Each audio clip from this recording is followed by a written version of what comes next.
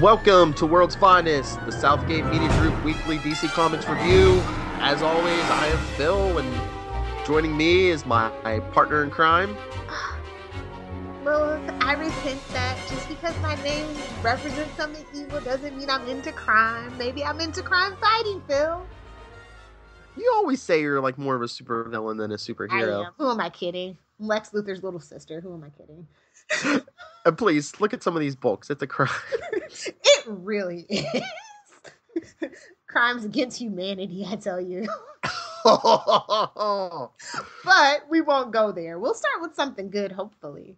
All right, well, what did you think was good? I liked Batman 47. I even liked Green Arrow this month.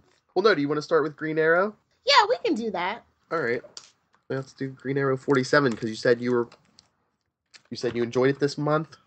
Yeah. Probably because of the betrayal. I don't know. I like this creepy vibe. Like, I think that mysticism in the Green Arrow comic books, not necessarily the show, but the comic book specifically, actually goes pretty well hand in hand. I mean, especially since the longbow hunters and things like that. So I kind of like that direction. Yeah, in the comic book, there's not so much of a big team Arrow. It's him more solo wise. Yeah, I think the mysticism works better. There was also a variant cover that I saw everybody kind of wanted, and I'm just like, what's up with all the opaque polybags? First, the Harley Quinn kind of controversy of, hey, we like, I don't know, man. Like, they got to get a grip on those variant covers. Like, just start using them more sparingly. Why those poor poppers aren't going to make their money if you quit making variant covers? I mean, if it actually helped the artist more, which it really doesn't at the end of the day, I would be for it, but it doesn't. Yeah, just saying. But anyway, I like the standard cover of it better anyway, so sorry, Tim Sale. Sorry. But yeah, I like the artwork in this. I like the story. It seems like they're finally kind of getting a grip of where they want to go with it, and I like that because he just seemed like he was meandering for quite a long time. Yeah, I mean, I like the issue. I just had one problem with it. He's going on about how he's like falling in love with Tarantula? Really? They've got that old Oliver Queen from the Arrow TV show. Any chick with boobs and lady parts at the bottom will do. It's just like they took like one road trip down to Mexico, and all of a sudden he's in love. It's been a rough couple years for him, man. Maybe it's a spell and we find that out later. Who knows? Maybe. I guess he needs to guest star in Black Canary or something. No, she's perfectly fine, doing well in her own well-received, critically acclaimed comic book without any help from him. Thank you very much. So hashtag so bitter about Laurel Oliver on Arrow. Just leave it alone.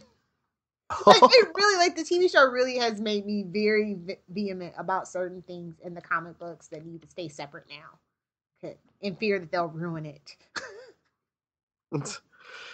They just New 52 them.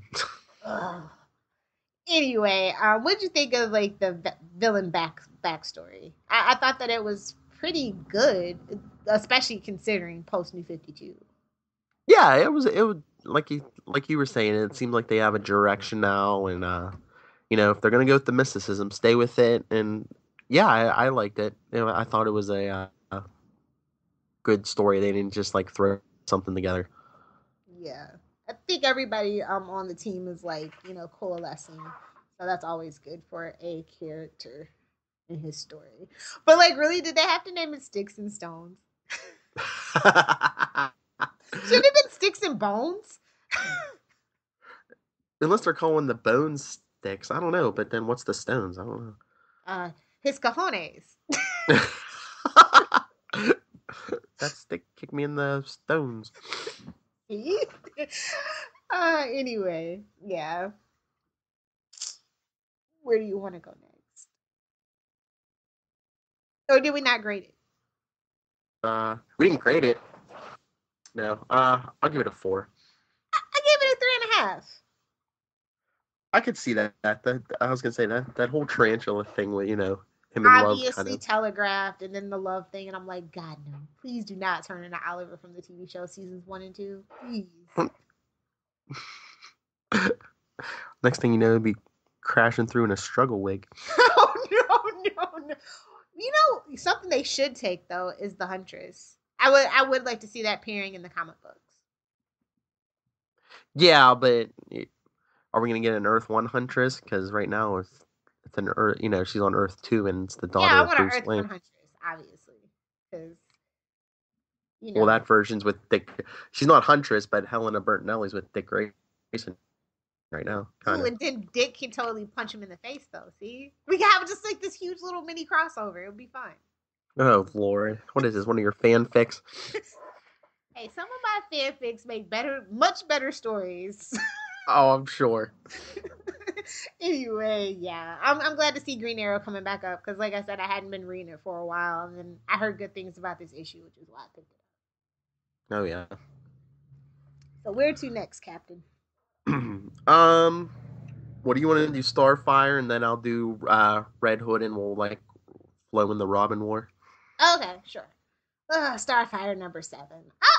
Well, obviously, is this like your first time reading Starfire? I wanted to get it and I didn't pick it up. I didn't get it. Yeah, I forgot. But it was such a big week anyway. That was a huge week. You missed out, man. So, and I'm surprised you forgot because Grayson's in Starfire. I know, that's why I wanted to pick it up. So if you give it a glowing review, I might have to go pick it up tomorrow. I liked it, but then again, like I said, I really like the Starfire title and throwing Grayson in and their history, and they play with it. Right from the cover, it was a great start. I really, really enjoyed this story. More than I thought I would, because I mean, I know I said I liked the team up in Batgirl and everything, and the way that they were kind of playing with Dick being a jerk and that whole thing. They don't kind of shy away from the baggage that he has with Starfire in this one. Do you know what I mean? Yeah. And I think sometimes things do need to be addressed and not just swept under the new DC 52 rug, like a lot of things get done with. So they do. Like I said, I'm always floored that it's Amanda Conner and Jimmy Pomotti that do this book, that do the Harley Quinn book, because it's just night and day. And I mean, to me, Starfire is more easily sexualized than Harley Quinn, in my personal opinion, and they just don't do it, and I just really like that. And the Dick thing was just came right at a great time. Like I was saying the last time that we talked about Starfire, she was at the end of an arc, and she's kind of just relaxing.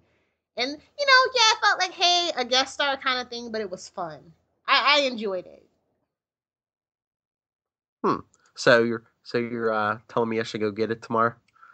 I really do think you should. And I think you might actually end up liking the Starfire series. Like I said, if you're reading Harley Quinn, but begrudgingly from what it sounds like week to week, like I said, unless you just love the Beaver jokes. Yeah, no, I don't know how much longer that's gonna last, but So if you know what, if you ever decide to give up Harley Quinn, I think that you should trade it in for Starfire. I'll put it to you that way. And I think you will be like I said, it's a fun title, and it just doesn't have all that like baggage and weird creepiness to it. Yeah, that sounds good. So yeah, I gave this issue a 4. Oh my god, the artwork was so good in this issue. So good. And the story was tight and funny, and it just had a good balance of everything. I just can't wait for you to read it and let me know if you feel the same way. I'll let you know.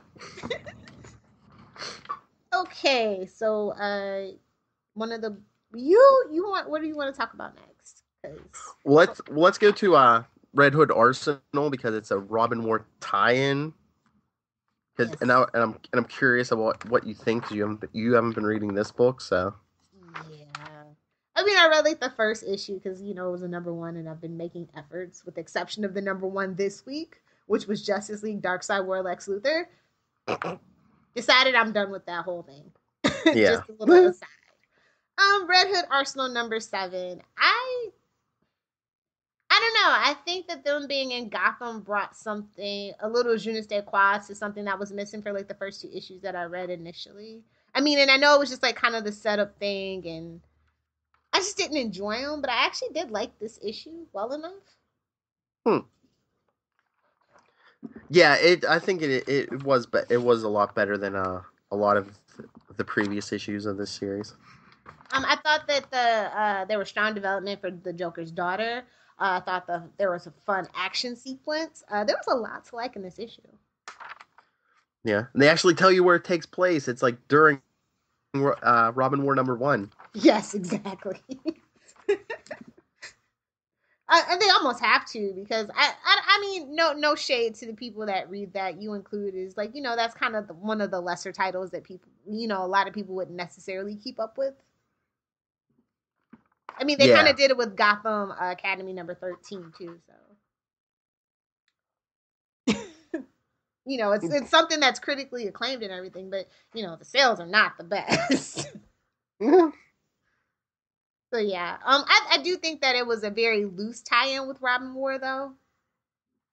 Yeah, I don't think they could have went too deep into it, but I like the scene with Jason and Tim a little bit. When Jason's like, yeah, try being the guy who replaces Dick Grayson. Exactly. You just can't. What was with that Ghost Rider wannabe, by the way? Like the circus of that circus thing. I don't know, man. Yeah, I don't know. That's the thing about this book. They always go for like the freaky villains and stuff.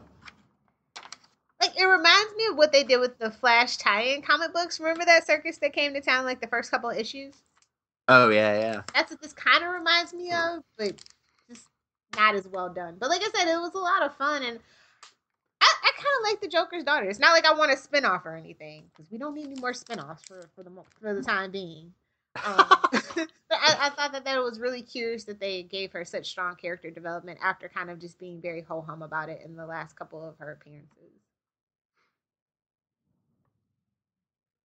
So, what did you give it? Oh, I gave it a 3. Like, I was supposed to be a part of the Robin War, and then it's not that tied in, so I feel like bamboozled a little bit, but it was still a fun read, so. Okay. I gave it a 3.5. What didn't you like about the story? I don't know. Well, like you said, I think I had the same problem you did. I thought it was going to be more involved in the Robin War, but I think just the way they're going, they couldn't be, because Roy and Joker's daughter couldn't be in the story, because then they'd have to be in in the main storyline and get all confused. Yeah. Oh, and also 2 of those pages were just like a straight up rehash, and I'm like, didn't I read this already? They're letting you know where they were. I know. I remember. I don't need to quote Dawn from formerly of the Sleepy Hollow podcast. I don't need a recapitation.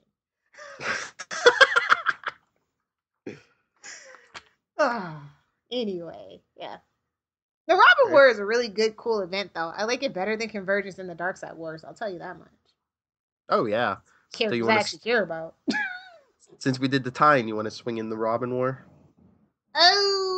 Okay. Well, so I guess we're going in order. Grayson #15 was part 2 of Robin War. Like I said last week, it would have been my pick of the week, but this week was actually pretty strong contender with a lot of good stories. I'm also kind of burnt out on the Court of Owls because I was editing, obviously, recently, touching up the edits for our conversation about Batman versus Robin. So. Mm-hmm. And also Gotham and a few other things. So it's just like, ugh. That's the only thing that I'll just say about that. And that's just kind of a personal aside. But I don't know, rereading it again, it's still a good story. Just leave the Court of Owls alone. I'm tired of it now. Well, that's the big bad of New 52 and everything. I know. But the art was strong. The story was still great. Grayson was a good leader as usual. So, nothing happened that was out of character or controversial, at least. Like, that's how we just have to kind of end Grayson from here on out, I think. Well, at least nothing controversial happened. Even though he got everyone arrested? Is that sure it's part of an end game. Yeah, I know. I don't think it was out of character, but from what I've heard, I think there might have been a few grumblings online that Dick betrayed them all, and I mean, at the end of the day, the way that they've been playing his character as an agent of Spiral, he's become quite the master manipulator, and I enjoy that aspect. Because, I mean, Batman kind of sort of was a master manipulator as well. And, yeah, and it's also plays into his character trait of him always trying to keep everyone safe and. Mm-hmm. So, yeah, I mean, I didn't have a problem with it. Mm-mm. But yeah, wasn't my pick of the week. I know that's shocking, but No, like I said, it was some good contenders this week. That's why I said last week if it was actually in the actual stores for people to read, I would have picked it. But this week, I mean, I think it's like number 3 for me, honestly. yeah, I could see that. It's probably number 2 or 3 for me, but yeah, another week, a smaller week, it probably would have been my pick, but It was a big week. So really what? So what did you grade this one? I gave this a 4. Like I said, like I like seeing newer elements for Grayson portrayed, and I like I thought that the story made sense, and I liked it just outside of the quarter owl things because I'm sick of quarter owls. That's the only thing that really brought it down for me at that point. Mm-hmm. Yeah, I had to agree. I gave it a 4 also. Still doing better than say Telos number 3. Oh, just saying. I don't even know why they thought that. Why is that a thing? Yeah, I see that every month. I'm just like, that's still there. No news of that being a 6-part miniseries. I know it's only a limited run though, but 12 issues really for Telos. 12. Yeah, the villain nobody cared for and asked for. I mean, if anything, give me Brainiac. Please, he ain't making it to 12. Green Lantern Lost Army couldn't make it to 12. Well, I think initially they wanted it to, but then something happened and they felt like they needed to refinagle some things with the Green Lantern property in general. Yeah. In preparation for something? Question mark. That's all that I can say.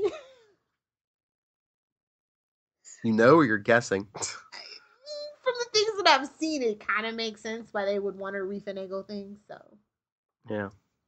Anyway.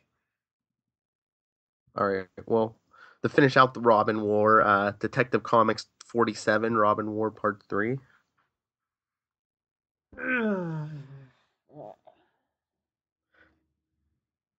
See, yeah, I would probably feel the same way, but I liked it just because Grayson kicks Gordon's ass. Yes. That's the best thing about the issue, but I mean, it just highlights why Gordon just shouldn't be Batman in a mech suit or otherwise. Well, yeah, I think he needed a swift kick, and he got it this issue. Well, how that changes him going forward is yet to be seen, and if it actually does, then I'll be happy. But I do think that this is the weakest part of the Robin War story to date, though. Unfortunately. Yeah. It kind of dragged on for me. Yeah, I don't know. Maybe they're everyone that isn't the main Batman book had to get a piece of the story this month, so they kind of had to pace themselves. Getting dirty. No. What did you think about Damien's plan to get them out of the cells? Don't judge me. I liked it. Did you? Yes. Even though it was Damien's plan. I know. That's why I said don't judge me. Like I said, with his return from that little venture with the girl, he's kind of gotten a little bit better, a little more maturity, and I think, like I said last week, seeing other people with the R emblem and having to deal with all this confronting all the baggage that it means to wear the R and to be, Bruce's son, and to have been under, Dick and all these other things, it makes for a more richer, fuller character. Mm-hmm. So, that was my only hope for him because he's been a whiny baby for way too long. What'd you think about the plan? uh, well, I liked it. But I've always been a bigger fan of Damien than you. So I mean, I thought it was very in character for him. Yep. Oh, and I love the 2-page spread too. That was really cool with all the Cage Robins. Mm-hmm. Yeah, that was really cool too. Um, the artwork was really solid in this issue at a time where it was getting to be iffy. So I'm glad that they kind of tightened up. No. That's another highlight of this episode. Issue. But the bickering, man. When's the bickering gonna end? When they figure out who's all behind, well, when they figure out the Court of Owl's whole plan, they're all going to come together. Obviously. Yeah, it's not that difficult. It's DC these days. Here, let me grab your hand and walk you through it. Anyway, what would you give this?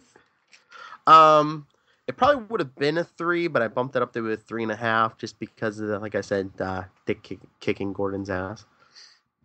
That's a strong way to start off an issue, definitely, but it's still a 3 for me. And I mean, God, I just can't wait till Bruce comes back. That is all. Speaking of, do you want to talk about Batman 47? Oh, man.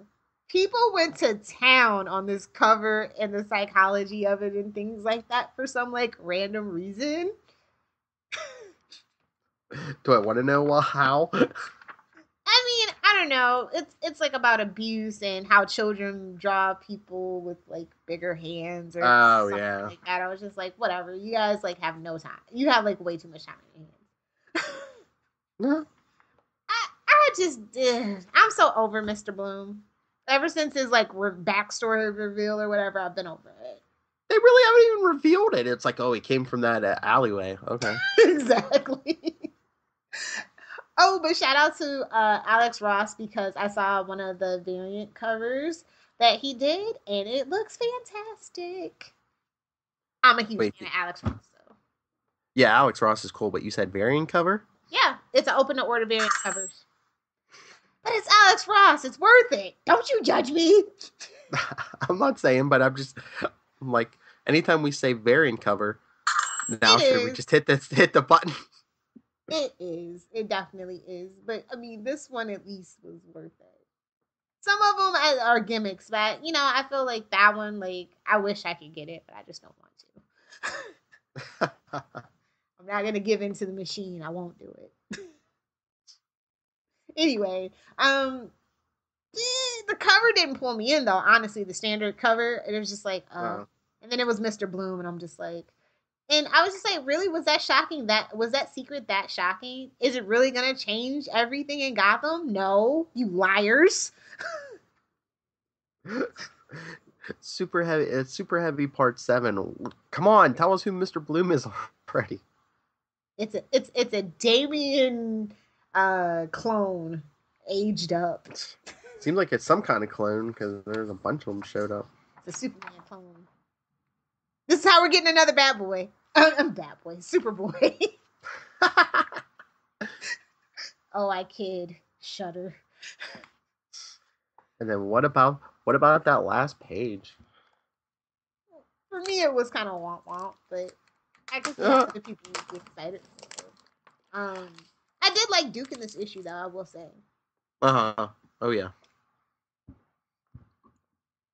It had some powerful moments, I'm not gonna lie.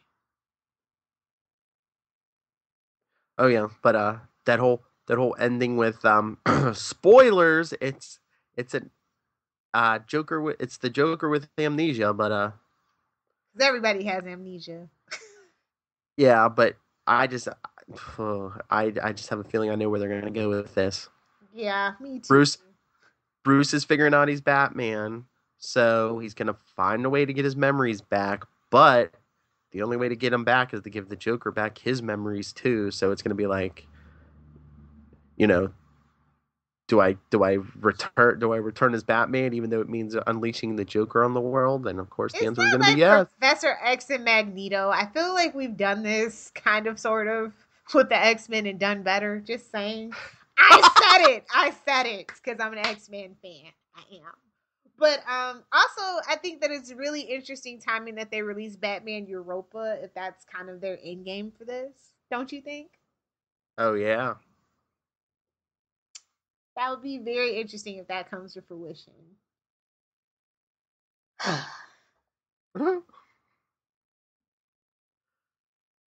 So what did you grade it?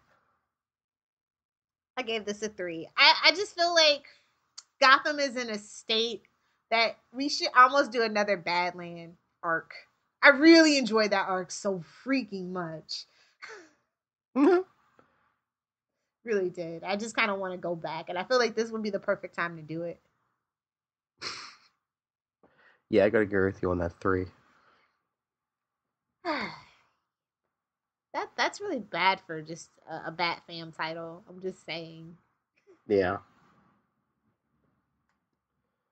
All right. Well, let's finish off the Batman and Robin Eternal number 10. Oh, I thought you were gonna say Batman Superman. I'm like, please don't. Oh yeah, we still got that thing. Yeah.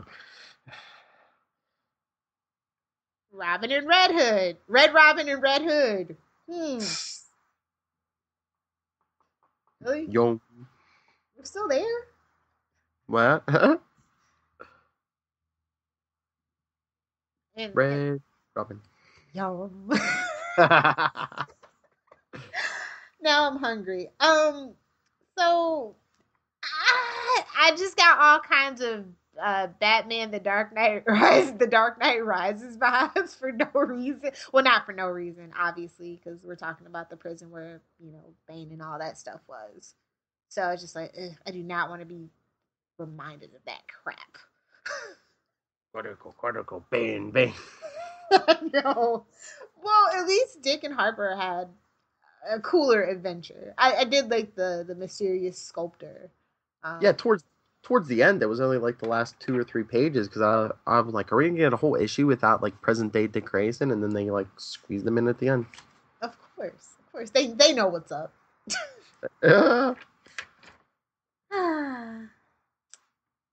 I don't know, man. I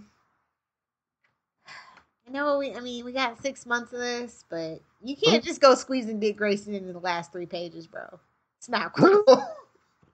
Do you think they're gonna crap all over Dick Grayson's origin, or are they gonna? Oh, I sense a massive dump, bro. Get out the toilet paper and the wet wipes. But at least Tim Drake came out the better side of it. I think now they're really trying to fix things. Yeah. I mean, Dick can take it. Do you know what I mean? He can take it. Yeah, but we get a post New 52 Azrael. Yeah.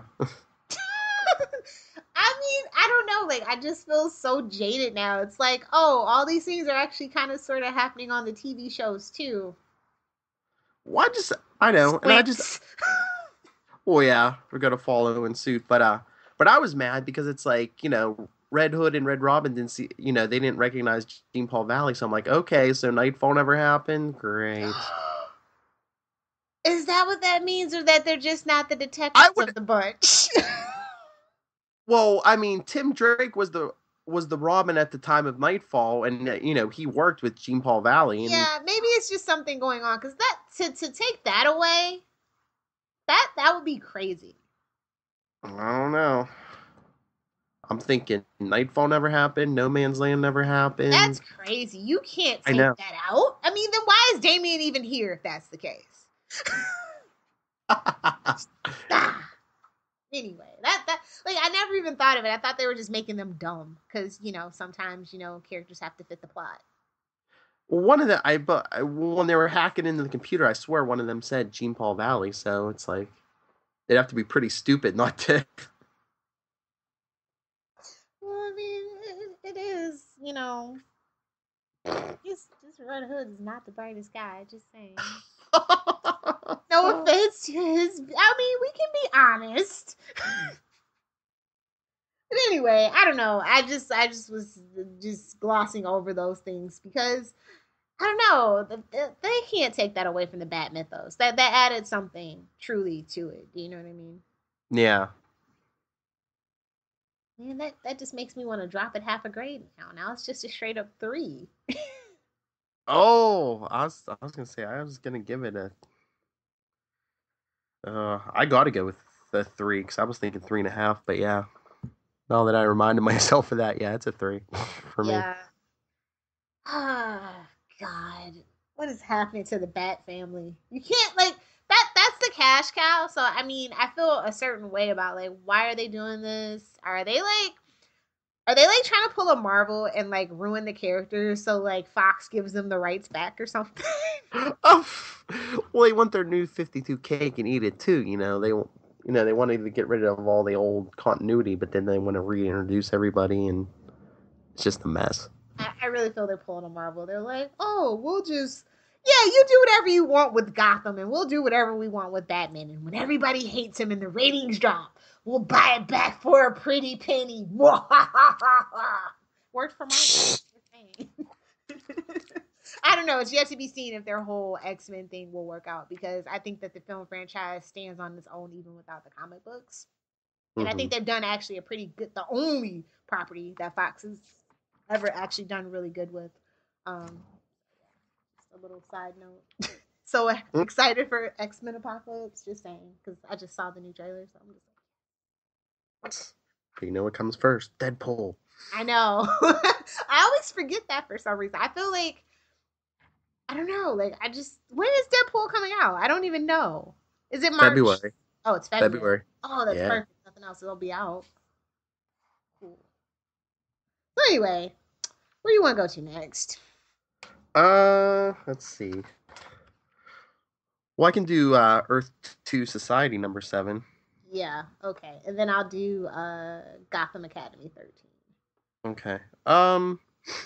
This was actually decent because like they actually like came together and were like acting like a team, And there really wasn't many. There really wasn't flashbacks either. The only flashback was like minutes earlier. It wasn't like 6 months earlier. Oh. Yeah, they come together to fight Dr. Impossible and his forces. Jimmy Olsen. Yes.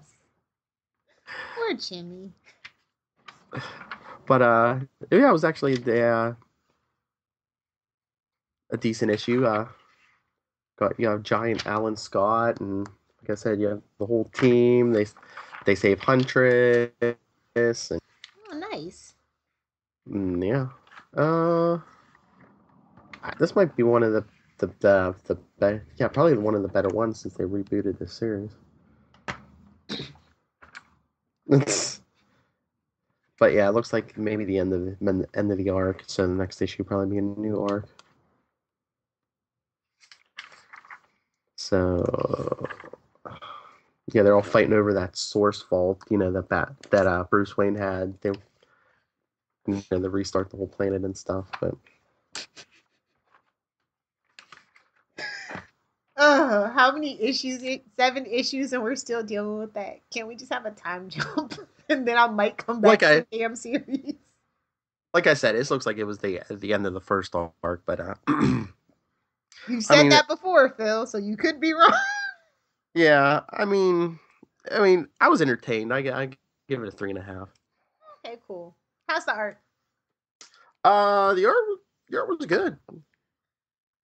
Good. Like the colors, yeah. Okay, so I'm surprised you probably, like you said, it was a really big for DC, especially with this Robin War thing. But Gotham Academy number 13 is technically a tie-in for the Robin War storyline. We meet Rico Sheridan, which of course is from We Are Robin, and this bridges the gap from Robin War number 1 to Detective Comics number 47, and it lets us know where she was during Grayson 15. So I mean, really, the characters that I come for Gotham Academy, Olive and Maps, well, they're going through some teenage angsty BS. So the Robin War kind of interjection was a kind of a welcome thing. And it's basically just like, obviously there's this big, huge thing going on in Gotham, and the students, like, the fight comes to Gotham Academy, and the students start taking sides and things like that. And, it was a fun story. The artwork was great, but if you're a fan of Gotham Academy, you're probably going, ugh, did we really need this? And the answer is no. But it was a fun subplot. So I'll be glad to get back to business next month. So it was a tie-in, like Red Hood was a tie-in? Yes. Very thinly veiled tie-in. So yeah, all in all, I gave it a 3.5. Like I said, we could have done without this, but Gotham Academy is in Gotham, so it makes sense to have it to explain the effects of what's going on in the student body. So I understand. Where's the ka-ching button? Oh, sorry. You didn't say variant cover. Yeah, that's basically what this tie-in was for, but it was decent. Mm.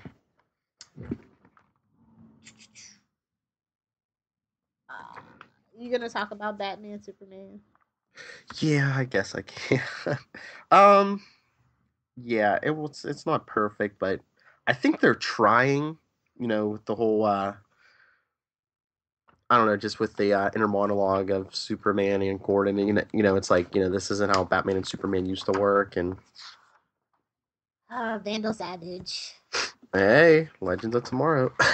I know. I'm just like, I like it and I hate it at the same time. Do you know what I mean? Like, oh, that's nice. They're trying to have like at least one consistent element, out there on the TV shows from each of like the main kind of pantheon of the seven. But I don't know, man. With Superman, it's just kind of like, did Red Hood show up in this issue, or am I mistaking it with something? Yeah, no, Red Hood's in there. He's on the cover. Remember shooting Superman on the cover? Yeah, I read through the story so quick. I was just like, begrudging.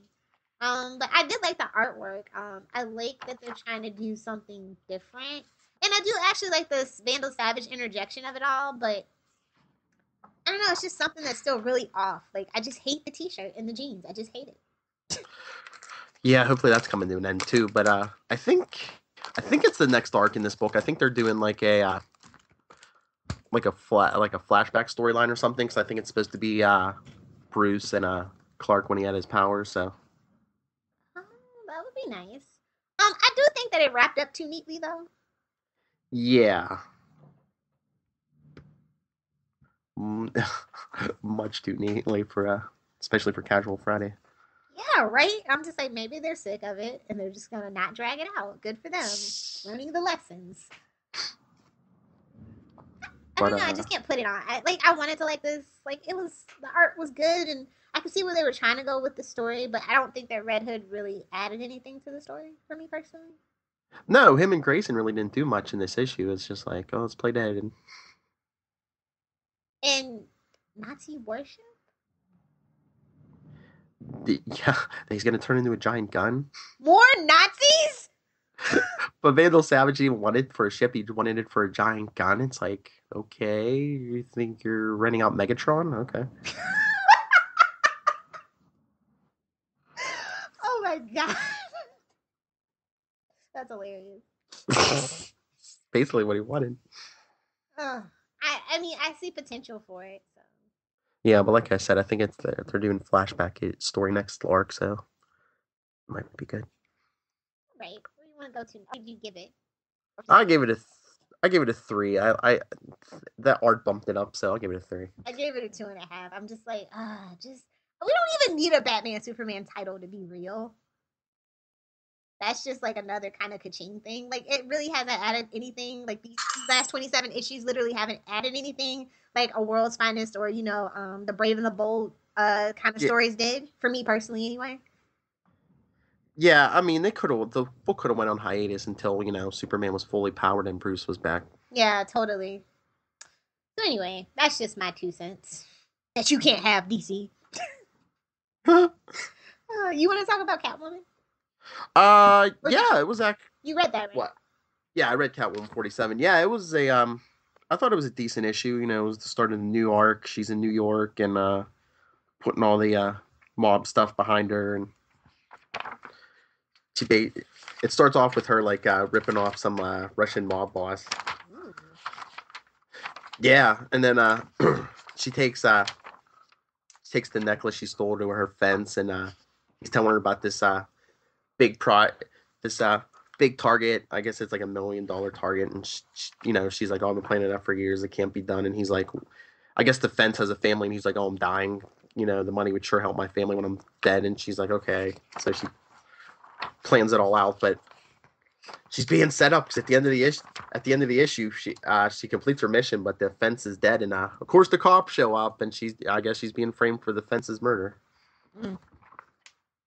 But yeah, but I mean, for the new arc. I mean, I liked it. Let me give this. I gave it a 4. Ooh, good. Also had some good art. Can't wait till I'm all the way caught up to read for myself.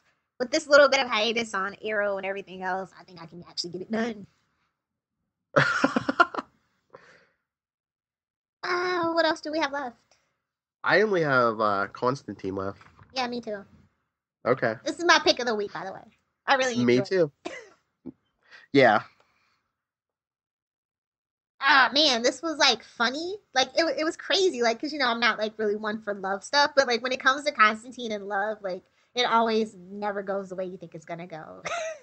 It's like one thing you always kind of have to know going in. So if you're like a big romantic, Constantine is never gonna be the character for you. That's. But yeah, this one featured Swamp Thing, and it was like the one that I was most hyped for the whole month for. We haven't seen them together in a really, really long time. Yeah. So like something's killing people in Central Park. People who are trying to have the coitus in Central Park. Okay, Sheldon. Knock knock John. Yeah, so I don't know, like I kind of love their love-hate relationship that they have. It's just always great when Swamp Thing shows up. I kind of like that it's Constantine's book. Do you know what I mean? And not the other way around. It gives a better perspective to see Swamp Thing, in my personal opinion. Oh yeah, it gives like a more human perspective. Mm-hmm. But what's up on that last page? What is up with I guess is the new look for Papa Midnight? Yeah. Why does he look like a pimp from hell or something? Because that's how voodoo priests look? Question mark? I don't know. I really think somebody needs some racial sensitivity training along with the people over at Jessica Jones, maybe? I don't know. I'm glad you said it and not me. I didn't get it. I was just like, shrug. It's just, what is that? He's like wearing a cowboy hat and he's got like the big furry coat, and I don't know. Oh, but I do love Papa Midnight, so maybe they'll tone it down. Maybe they get the feedback like, oh, Nikes, we gotta tone this down. Nobody likes it.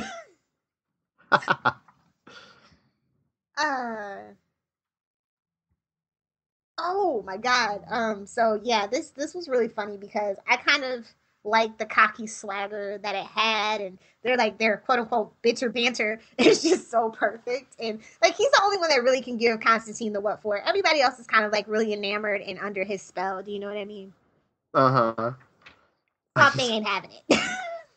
I know, he's just like, go get someone who will listen to them, and Swamp Thing's back, and he's like, what are you he's like, I'm back, and Constantine's like, what are you doing?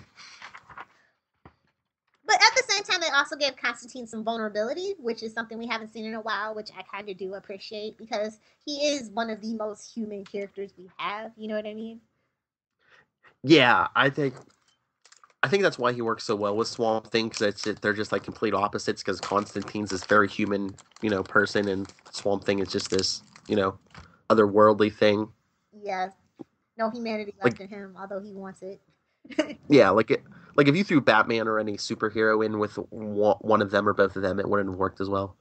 Definitely. So shout out to Ming Doyle and James Tynan. Also Riley Rismo, who does the artwork. They continue to do a great job. They're really like ramping it up. And I just can't wait till we actually get that Hellblazer that we know and love. And I feel like this is kind of like a throwback where, they give the writers this character and they go, hey, start from the beginning and, get the character where you want to be. And I know that was like really annoying for a lot of writers, but I think with a character like Constantine, you can have fun at the same time while building it towards where you want it to be. Mm-hmm. So yeah, great job. I agree. So yeah, like I said, it's my pick of the week. It's a 5. Okay. Yeah, it's definitely my pick of the week. Yeah, I'll give it a 5 also. I don't know, like I just like Batman has lost his humanity for me, and Superman has lost his humanity or his quest to be as human as possible. So it's just nice to see somebody that's just kind of perfectly flawed and you can see yourself in. Sometimes I guess is probably why I gave it a 5. I'm gonna be perfectly honest. And he's John Constantine. He's acting like John Constantine. Those other two aren't being themselves right now. Yeah, that's true too. Unfortunately, but yeah. So I said all in all, it was a pretty good week for the DC books. Yeah, I mean, there wasn't any. I don't think there was any. Turds. Well, maybe one, but Action Comics. What was it last week? Don't step on you on your way out. I don't feel that way about any of them fully. yeah.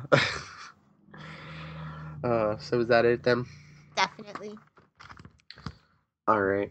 Well, let us know what you think. Are we completely wrong? Are we completely right about these books? What are we reading we shouldn't? But I think we hit most everything.